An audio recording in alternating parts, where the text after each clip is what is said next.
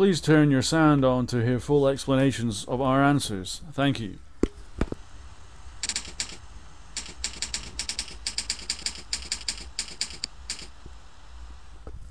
The question is how to avoid losses in Forex trading, and my answer to that is self-discipline and risk management. Now, let's cover, first of all, I want to tell you, right, how to avoid losses.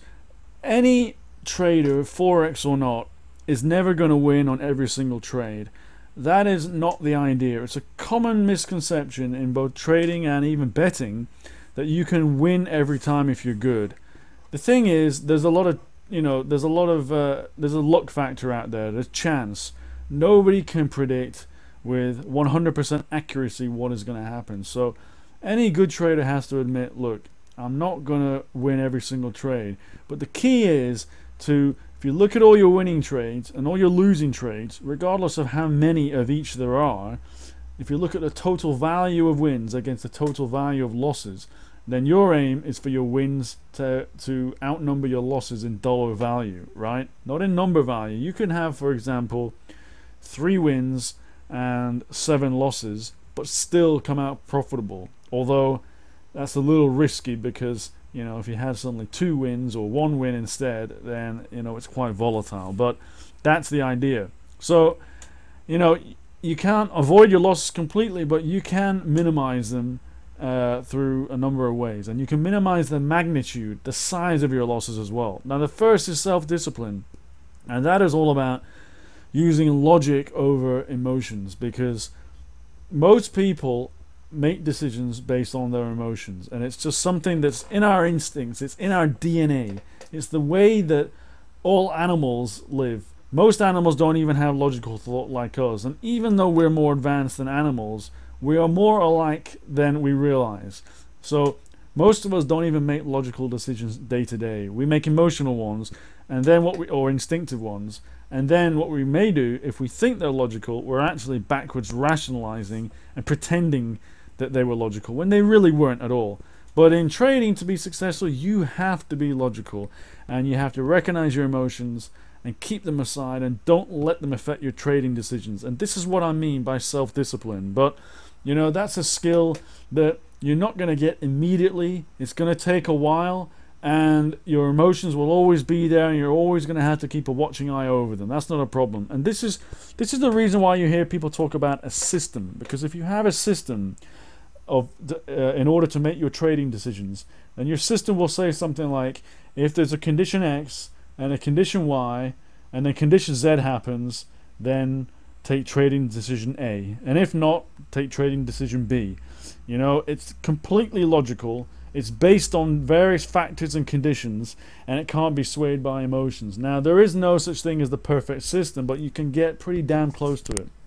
And that is the whole reason for a system, to have logic and to strip out emotions. So that's self-discipline. Now, the other one is risk management. Risk management, there's 2 ways of doing that. You need both. The first one is, on every trade that you make, you need to have a stop loss. And that is going back again to saying, look, I'm trying to predict what's going to happen. I'm hoping that my trade is profitable. I wouldn't even be placing it. But there is a chance that I admit that I could get unlucky and the market goes against me and the trade becomes a loss-making trade.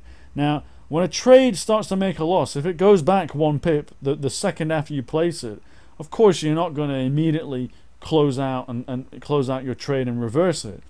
But you need to think, how far against me does the market have to move? Does the price have to move against me to the point that I'm going to say, that's it, I'm going to finish with this trade and accept that it's just a loss and take a small hit?